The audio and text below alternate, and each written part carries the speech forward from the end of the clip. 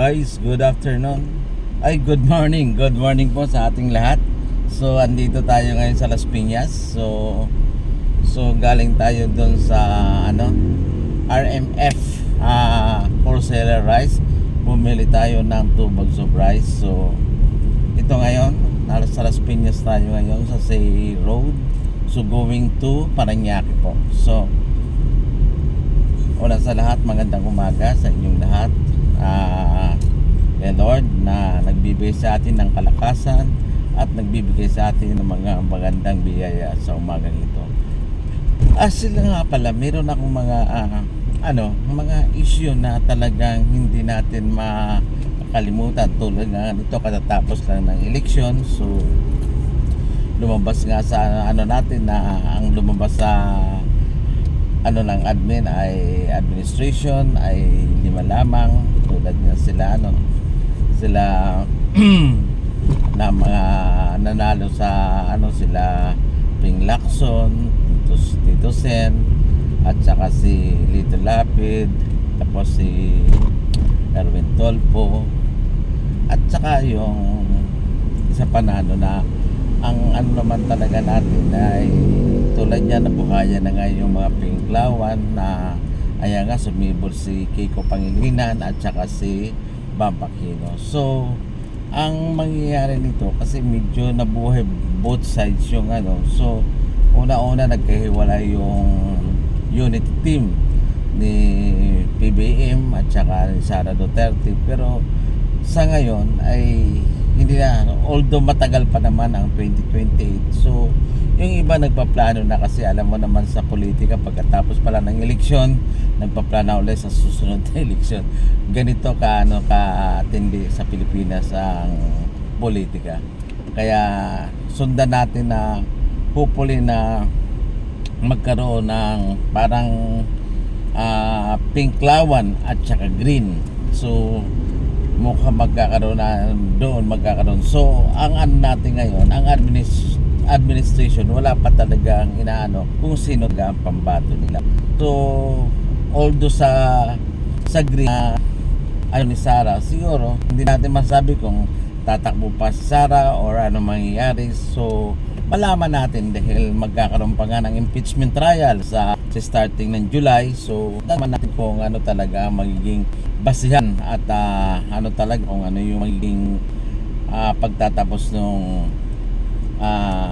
impeachment. Although pag na-Sara, so wala na magiging kontra sa gano'n. Hopefully na maging tahimik na, kasi nagkaroon talaga ng malaking issue nung talagang una-una nung magkahiwalay nga at nung magsabi nga na iparamdam nga ng rasyo na dadaling nga si Martin Romualdez. Doon nag-umpisa at sigalo talaga at doon rin yung pagbitaw ni Sara sa Defense Secretary, na doon nagkabulgaran na nga yung confidential fund. Doon nag-umpisa talaga ang sigalo na nangyari sa mga unit team na pag-Sara at yung pagdeklara kay Martin. All hindi pa talaga confirm yun. So kasi dinibdib nitong DDS at Duterte, hindi natin para sa akin, matagal pa ang 2028 Dapat nga ang muna ni Sara, ang ginagawa ni Sara pamulitika, parang hindi siya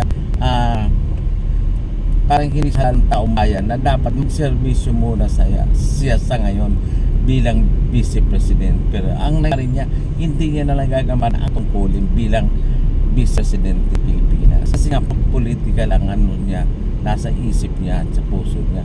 Talagang medyo talaga. Kaya ayun, hindi niya magampanan ngayon ang trabaho niya talaga bilang Vice Presidente. Kaya medyo para sa akin siguro hindi talaga si Sara, hindi siya na mag-identity ng Pinas. Parang ang layo, kasi parang pag siya naging presidente, para mapapabayaan niya talaga ang Pilipinos, ang Pilipinas at saka taong yan na talagang parang hindi niya kapanan ang pagka-presidente kung siya man ang tumakbo ng presidente. So although maraming talagang mayroong mga aspirant na presidential candidates, so hindi pa natin sa ngayon wala pa kasi lumulong pagdating ng 2027 or 2026 doon na magkakaroon na kung sino talaga yung possible na maging kandidat ng presidente. Sa ngayon talagang pa tayo, blanco pa. Yan lang ang haka-haka issue ng ganito na pinklawan or green ang lalaban. Pero para sa akin, both sides parang walang qualified pa sa ngayon na talaga na tumatakbo ng presidente na tayo nagpapakala o napakalayo pa ng 2020. Dapat na mag-focus muna tayo kung ano yung maipaglilingkod natin sa ating mga kabayan. Tulad ni Sara Duterte na bilang presidente, hindi niya na nagagampanan ang kanyang trabaho bilang vice presidente ng Pilipinas. Kaya nga, puro politika na lang nasa issue niya.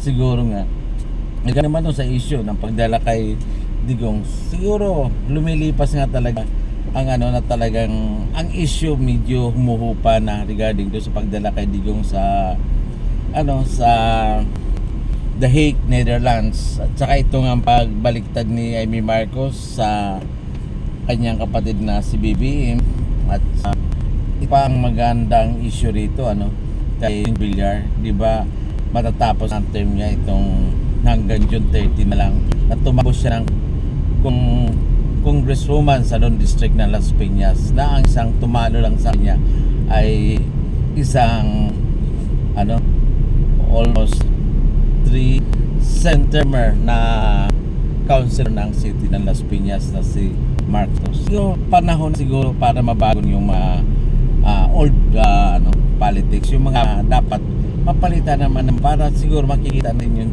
changes ng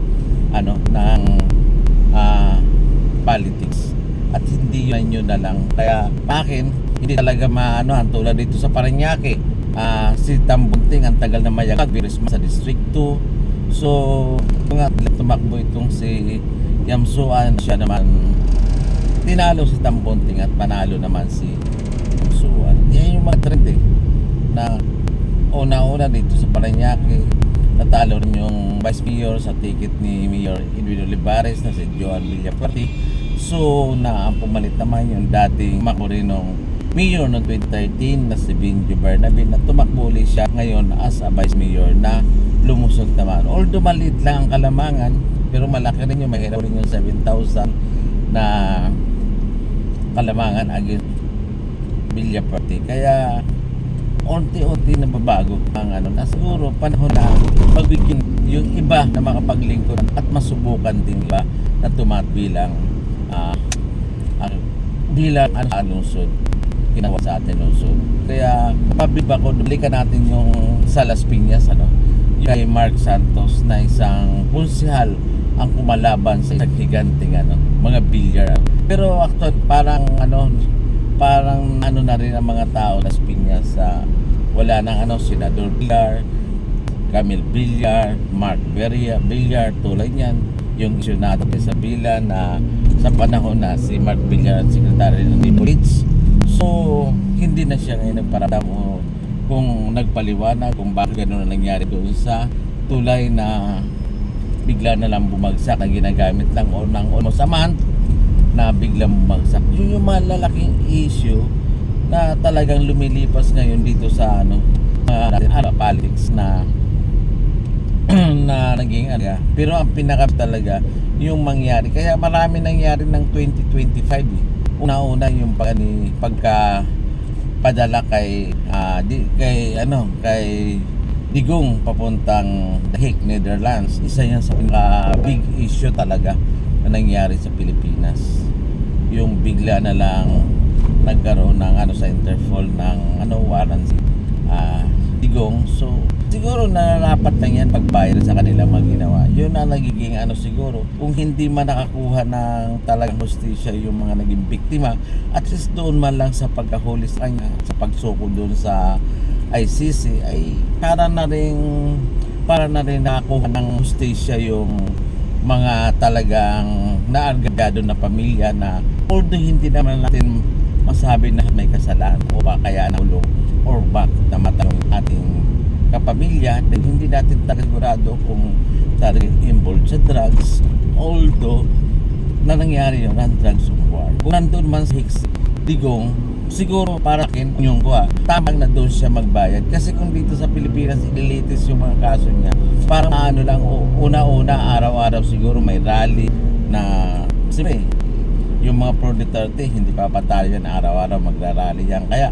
tamang na dinala talaga si Digong sa Nilans at doon talaga dapat husgahan siya.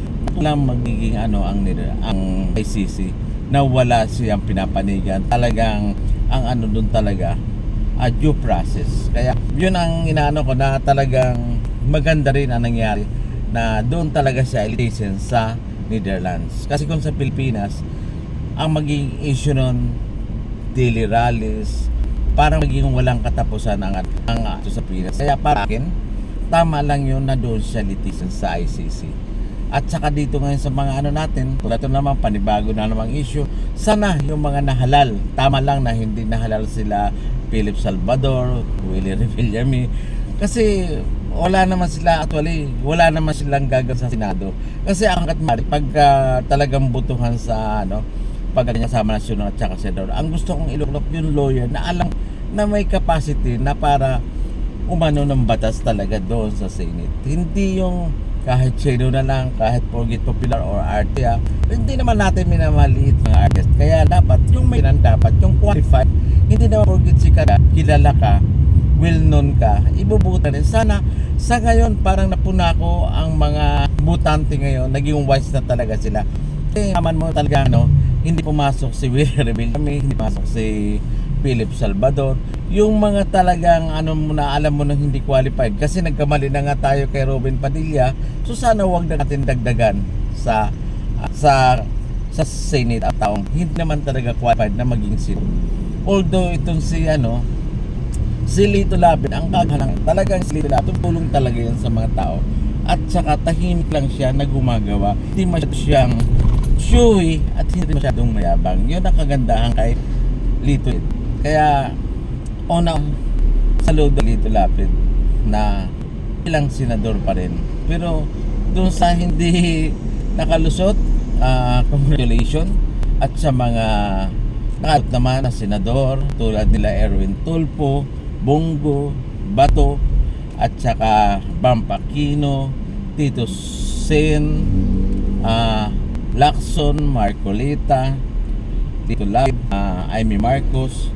Talagang wala na tayo magagawa dyan. Andyan na yan umano na yan, kung saan panalo na yan hindi na natin yan people choice. Talagang ng taong bayan yan hinalal. Kaya para akin, salute and congratulations sa mga nanalo na senador. Pinaghirapan nyo rin at pinagpawisan nyo rin talaga kung paano manalo sa Senate. Kaya thank you, and sana ang pagkapanalo ay gamitin at maglingkod sa ating masang Pilipino. At dito na nga natin ay sana nyo bayaan ang mahal ng mga taong bayan na ihalal kayo sa Senado. At sana'y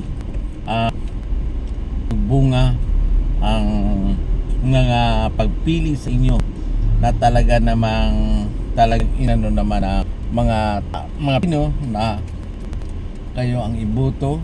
Sana bigyan nyo ng pansin ang taong Pilipino na naghalal sa inyo. Pagsersyon nyo na mabuti ang bawat isang Pilipino dahil kayo ang inatasan at ipinagkatiwala sa inyo ang boto ng bawat isang Pilipino.